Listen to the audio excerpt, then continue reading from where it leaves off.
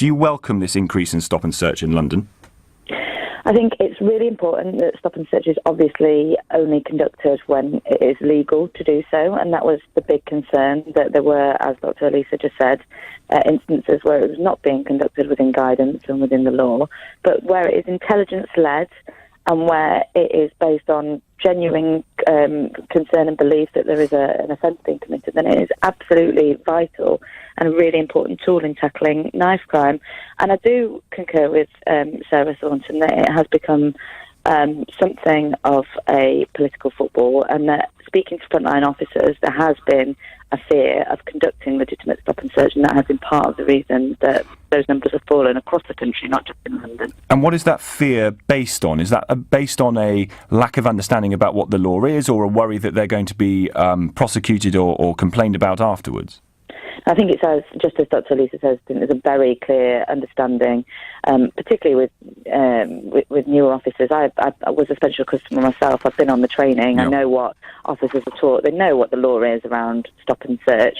They're just concerned, as Dr. Lisa says, that if something goes wrong, even if they've done everything to the letter, they'll be hauled through the IPCC, and that they'll be held personally responsible if there isn't perhaps an offence found at the end. So there has been a reduction. I'm pleased to see that the Met Commissioner, Cressida Dick, has been showing leadership on this and encouraging officers where appropriate and where it is intelligence-led to be using it. But it is only one tool, and I don't think it's very helpful just to focus on that. And a lot of the discussion over the last few days has been about resources, and that is something we can't ignore, because neighbourhood policing, because of the cuts to policing in this country, have been absolutely decimated, and that is really crucial in the fight against knife crime. It's not just important that the police are there to respond to crime and investigate crime once it's been committed, but our neighbourhood policing models are there to prevent crime and forge links with communities in order to build trust and build an intelligence picture and help prevent crime and stop it happening in the first place.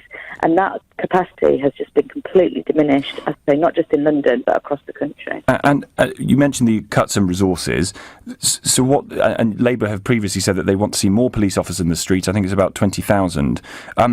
How much more does the Met need then, financially, in your view? Well, they've lost 3,000 officers, or they will have lost 3,000 officers by 2020, according to the current budget cuts. By 2020, they'll have had £1 billion taken out of its budget. Sadiq Khan has put 110 million in this year. And is that enough, do you think?